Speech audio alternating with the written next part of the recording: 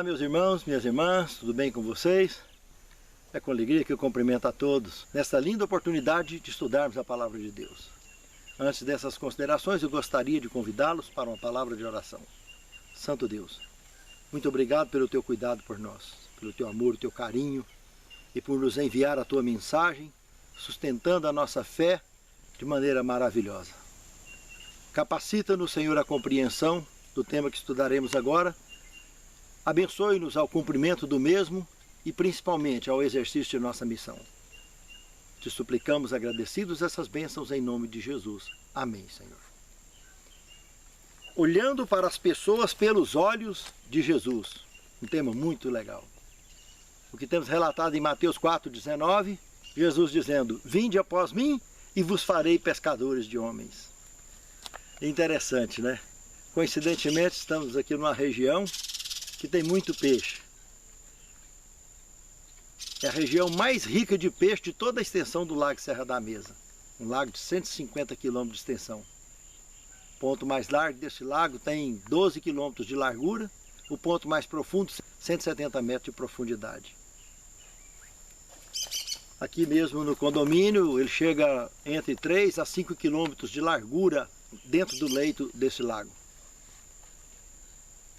E quando a gente fala em pescaria, é algo que só quem sabe viver essa experiência, quem já pescou, sabe pescar, quem gosta de pescar, para tentar entender o tanto que é interessante essa comparação que Jesus fez.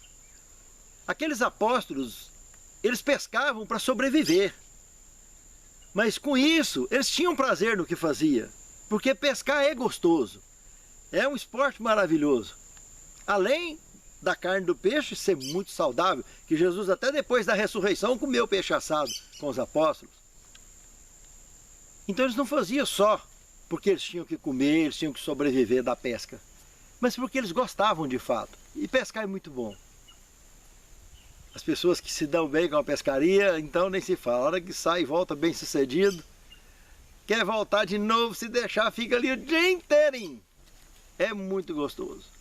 Mas a comparação que Jesus está fazendo aqui é algo mais gostoso ainda. Ele está dizendo que ser pescador de homens é muito mais gostoso. É tão prazeroso quanto. E é isso que Jesus promete para mim e para você, de nos transformar, não interessa a nossa profissão, em pescadores de homens. Nos dá habilidade suficiente para isso. E esse é o foco da nossa igreja.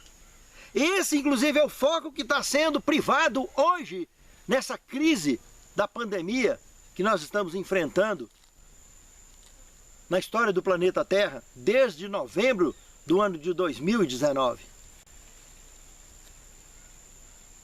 E é através desse tipo de situação que as potestades da maldade já viu que é fácil de ter o controle do planeta nas mãos. Parecendo aqueles filmes de Hollywood, em que aparecem aqueles vilões o tempo todo querendo dominar o mundo, governar o mundo. Uma fantasia que está se tornando realidade. E pelo conteúdo da Bíblia Sagrada, sabemos que governo mundial é algo inevitável que vai acontecer em pouco tempo. Representantes políticos e religiosos estarão dominando o planeta com os tentáculos malditos de nova ordem e nova era mundial. Mas nós, que nos tornamos pescadores de homens, estaremos avançando e quebrando todas as barreiras e sendo vitoriosos. Porque Jesus nos ensinou como é ser simples como as pombas e astutos como as serpentes. E ser pescador de homens, viver esse exercício, esse ofício, que nós somos chamados desde a nossa conversão a cumprir com ele, é algo que nós não podemos abrir mão de espécie alguma. É prioridade máxima nas nossas vidas. O segundo toque, segundo tema. No Evangelho de Marcos, capítulo 8, do verso 22 ao 26, nós temos uma experiência muito interessante que aconteceu aqui. Temos um relato de um segundo, não único, de um segundo relato na Bíblia que houve milagre em 2 toques. Em 2 Reis, capítulo 4, do verso 34 ao 37, nós temos o primeiro relato que aconteceu desse gênero. Lembra de Eliseu? Aquela criança que morreu, ele subiu, deitou em cima da criança, e aí a criança não ressuscitou, e ele desceu, andou na casa para lá e para cá, voltou e subiu de novo, deitou, Aí a criança acordou, espirrou 7 vezes e estava ressuscitada. E agora aqui o segundo relato acontece no Evangelho de Marcos, nesse texto que nós citamos, do capítulo 8, do verso 22 ao 26. Um cego foi trazido a Jesus por seus amigos e foi curado por Jesus em 2 toques. Primeiro, Jesus cuspiu nos olhos dele e perguntou para ele se sarou. E ele disse, não, estou vendo os homens parecendo árvores, andando, ou árvores se mexendo. Aí Jesus colocou pela segunda vez o toque nos olhos dele, tirou a mão e perguntou, e agora? Agora estou vendo plenamente. Então tem 2 relatos na Bíblia desse gênero, e não só um como alguns pensam. E é interessante que o exercício desse milagre, se nós observarmos no verso 23, Jesus pega na mão desse cego e leva para fora da cidade, para sair do tumulto, da muvuca. Porque ele ia fazer uma coisa diferente da rotina dele, porque todos os milagres dele eram um toque só, era uma conversa só. E essa agora ele ia fazer em 2 tempos. Teve outro milagre que ele fez em 2 tempos também, lá no tanque de Betesda, lembra? Ele passou guspe e barro no olho do indivíduo e mandou ele lavar lá no tanque de Siloé. Mas não foi 2 toques, foi em 2 etapas. O barro e a água do tanque de Siloé. A hora que ele lavou os olhos do tanque de Siloé também, ele voltou a ver. Mas o que o tema nos chama a atenção aqui é o fato dele pegar na mão do indivíduo e levar para fora, para fazer algo diferente. Nós também somos convidados a fazer muita coisa diferente na nossa vida, daquilo que a gente está acostumado a fazer. E isso não deixa de ser lição para nós, porque deixar nossa rotina de vida, os nossos costumes de vida, é algo que não é fácil de manter, irmãos. Essas mudanças são difíceis, mas nós precisamos de aprender, antes que seja tarde demais. As coisas de Deus são bem diferentes, as coisas da luz são muito diferentes das coisas das trevas. E precisamos de aprender a ser diferente. O cristão no mundo, ele vive no mundo, mas nem tudo que o mundo faz, ele faz. Nem tudo que o mundo come, ele come. Nem tudo que o mundo bebe, ele bebe. Nós somos diferentes. E somos motivados a expor essa diferença a outros, a motivar outros também a ser diferentes, a fazer parte da luz. Pense nisso. É muito importante esse assunto. Terceiro tema, uma lição de aceitação. Aqui nós temos o capítulo 4 do Evangelho de João, outra cena maravilhosa que aconteceu. Jesus determina uma rota passando por dentro de Samaria, que chocou os apóstolos, porque havia inimizade absoluta entre os samaritanos e os judeus.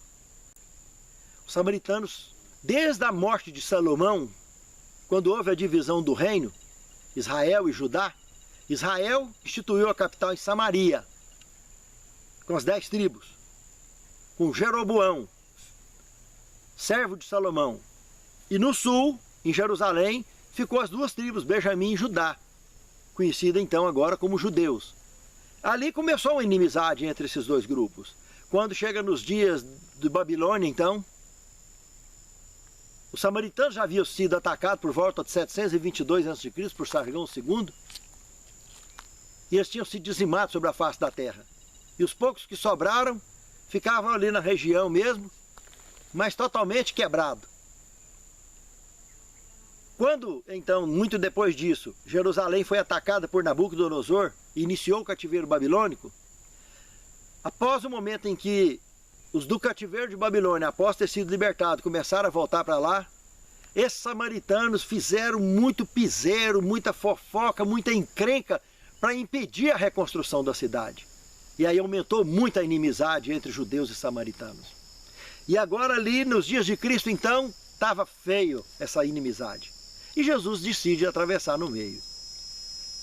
E acontece dele encontrar com uma mulher mundana, mas com o coração dividido, que tinha lampejos de iluminação daqui e dali, com vontade de deixar aquela vida que ela vivia e viver uma vida melhor. E quando Jesus pede água para beber, que ela estava tirando do poço, ela, surpresa, como que um judeu, que pelos vestes via que era judeu, como que um judeu vem me pedir água? Só de você ser judeu, não era nem para você estar aqui perto, você ainda vem conversar e dar atenção para uma mulher. E Jesus começa a conversar com ela. Jesus começa a dizer para ela que se você soubesse quem é que está falando com você, se você tivesse noção do tipo de água que eu tenho para te dar, E que se você beber dessa água que eu tenho para te dar, no seu peito vai se tornar uma fonte a jorrar para a vida eterna e você nunca mais terá sede. Essa mulher ficou tão encantada que ela já vinha procurando isso. Ele respondeu para ela o que ela já tinha sonhado em estar fazendo com a vida dela. E quando ele, em poucas e boas, Jesus revelou a vida dela em poucos lampejos, Jesus resolve perguntar para ela: por que você não chama seu marido para vir ouvir então essa mensagem? Jesus faz uma jogada com ela. Jesus fala: não, eu não tenho marido. E Jesus falou para ela: você falou bem. Nisso você falou a verdade, hein? Porque toda essa vontade de iluminação que você tem aí, de viver na luz, você não tem conseguido viver. Por mais que você tenha vontade. Mas isso aí você falou a verdade. Você teve 5 maridos e esse último não é seu marido. Mostrou que tipo de mulher que ele era, né? E ela ficou tão encantada com aquilo, irmãos. Essa mulher saiu dali e foi lá na cidade. Chamou um monte de gente para poder ouvir Jesus. Foi através do trabalho dessa mulher que a pregação do Evangelho arrancou e conseguiu atravessar não só por Samaria, mas por toda a Judéia e até os confins da terra. A semente foi plantada para essa mulher para mais tarde o Evangelho ser pregado em toda aquela região. Na altura do verso 23 aqui do capítulo 4, tem um dos textos mais célebres das Escrituras Sagradas que eu tenho em mente. A hora vem e agora é, em que os verdadeiros adoradores adorarão o Pai em espírito e em verdade, porque o Pai procura tais que assim o adorem. Deus achou aquela mulher ali, como achou a mim e a você, como quer levantar a mim e a você para fazer o mesmo trabalho que essa mulher fez. Uma lição de aceitação. Essa mulher aceitou a Jesus ali naquele momento de maneira plena e absoluta, e a vida dela mudou ali naquele ato, porque ela passou a adorar a Deus em espírito e em verdade. Deixou essas ilusões de lado. E é o mesmo que nós temos que fazer. Focar. E lembrar que Jesus está perto de voltar. Pense nisso. Quarto tema. Comece onde você está. Vamos analisar 3 textos bíblicos aqui muito interessantes para compor esse tema. O primeiro deles, João capítulo 1, verso 40. Aqui mostra André levando Jesus a Pedro e apresentando Pedro para ele. No capítulo 6, do verso 5 ao 11, mostra André de novo localizando os pães e os peixes necessários para a base da multiplicação dos pães. E no capítulo 12, do verso 20 ao 26, tem André de novo sendo abordado pelos gregos que queriam ouvir a Jesus, e ele leva os gregos a Jesus para ouvir aquela grande experiência que temos relatado aqui no capítulo 12 do Evangelho de João, onde o próprio Pai passa a conversar abertamente com o Filho diante de todos, num idioma diferente, que ninguém conhecia, mas dividiu em 2 grupos ali. Os que entenderam que estava havendo uma comunicação inteligível entre o Filho e o Pai, e os que acharam que era um trovão. Os que acharam que era uma comunicação inteligível falaram: não, é um anjo que está falando com ele. Só que nós não conhecemos esse idioma. Evidentemente, um idioma universal. Anterior à Torre de Babel falava esse idioma, como temos em Gênesis capítulo 11, verso 1. Toda a terra falava uma só língua. O mundo, o universo todo. Esse idioma continua existindo. As mudanças foi nos grupos de pessoas que caíram. Aí houve multiplicação de cultura, de idioma e tudo mais. Mas, irmãos, onde André estava, ele criou uma ocasião de servir a Deus em espírito e em verdade. E é o que eu e você também devemos fazer. Todos esses 3 cenários aqui marcaram a vida da história da pregação do Evangelho. Não foi só a vida de André que ficou marcada, mas a vida da história da pregação do Evangelho e da relação disso com a história do nosso planeta. E é o que eu e você também podemos fazer. Se só André sozinho fez tudo isso, imagine uma igreja inteira no planeta Terra, entendendo que onde está ele faz o momento, para a honra e a glória de Deus. A pena inspirada no Desejado de Todas as Nações, página 258, nós temos aqui um tema que diz o seguinte: ninguém caiu tão fundo e nem é tão mal que não possa encontrar libertação em Cristo. Irmãos, Jesus lidou com pessoas tão difíceis, que os mortais são difíceis. Todos nós mortais somos complicados demais, irmãos. Cada um tem seu sistema de vida, seu jeito de ser. E conviver em sociedade, que faz parte da nossa existência, como membros da população mundial, não é fácil, irmãos. Conviver é difícil. Vida conjugal é difícil, vida familiar é difícil, vida em sociedade é difícil, vida congregacional é difícil, porque as pessoas são difíceis demais, irmãos. Mas Jesus mostra que quando nós aceitamos a luz, nós nos tornamos pessoas comuns e fáceis de lidar. Porque nós permitimos que a luz governe as nossas vidas, que o próprio Deus governe e domine esse coração tendencioso que nós temos. E aí nós entendemos que o milagre da conversão transforma de fato. E podemos viver com amor em todos esses ambientes, seja familiar, conjugal, comunitário, congregacional, porque nós estamos nos preparando para entrar no céu. Na porta do céu é uma só e precisamos de passar por lá. Então não tem que ter inimizades e problemas. É uma coisa muito triste a gente saber que em alguns países do mundo, como lá nos Estados Unidos, tem igreja para negro e igreja para branco. Que um branco só entra na igreja de negro se for convidado ou tiver acompanhado, e vice-versa. Isso é muito triste, irmãos. Saber a que ponto que chega a dificuldade de relacionamento humano, coisa que jamais seria provada por Deus. Tamanho absurdo, tamanha incoerência. Precisamos de aprender a respeitar os limites alheios, entender que a autoridade das pessoas inicia onde termina a nossa. Cada um conhecer o seu próprio limite, saber onde começa e onde termina seu limite. E respeitar isso, respeitar o limite alheio, respeitar o jeito de ser das pessoas. Parar de querer impor sobre as pessoas, impor regra, de querer comandar as pessoas. Nós não somos donos das pessoas que convivem conosco.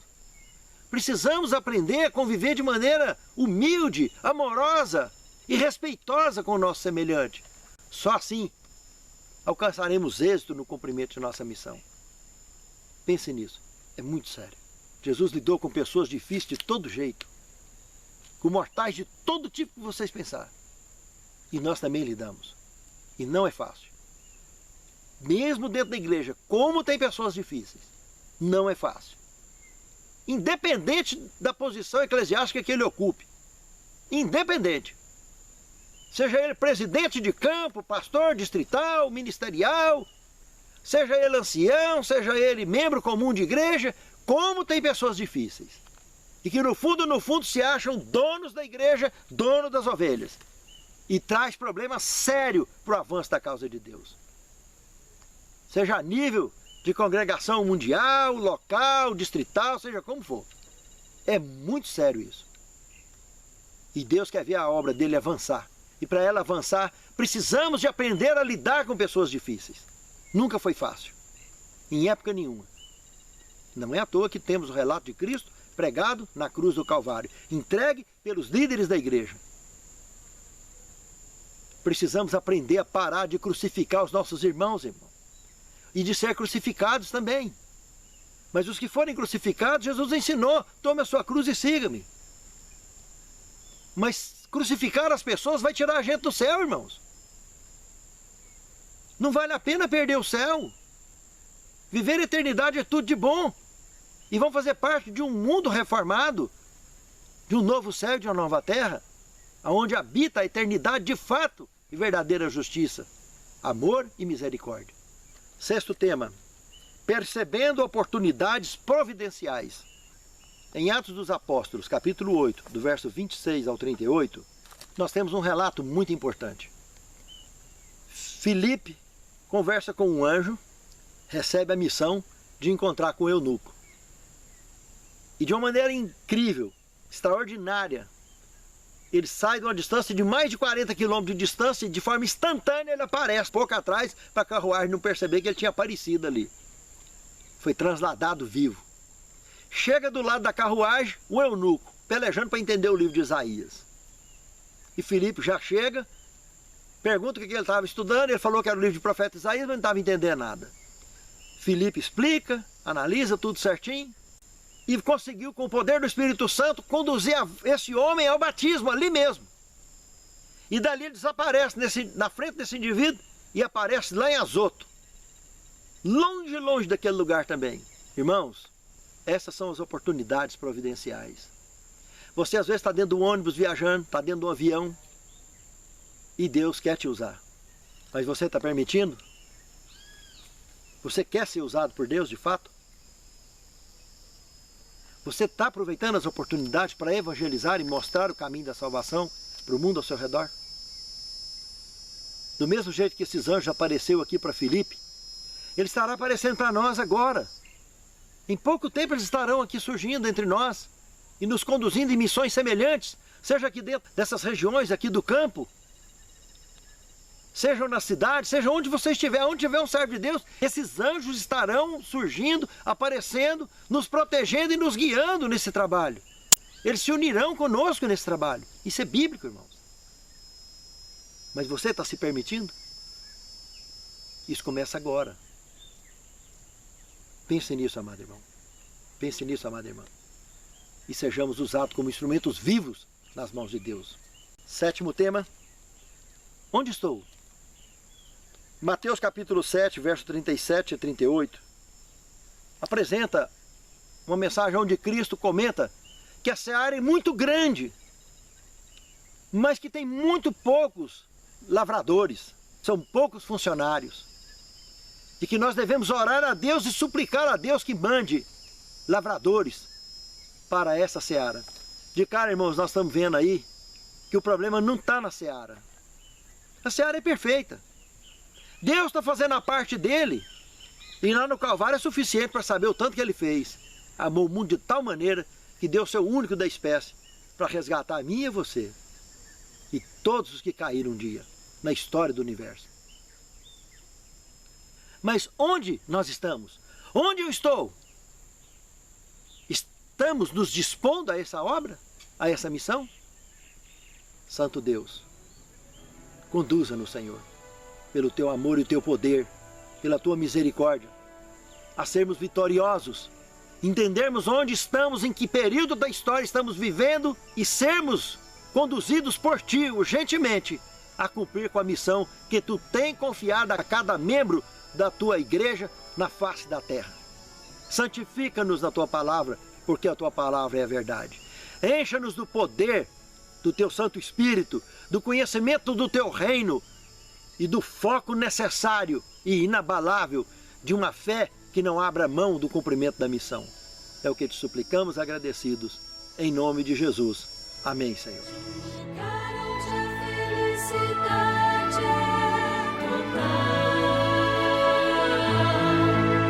Os meus olhos já de visão não tão distante, meus ouvidos já escutam sons de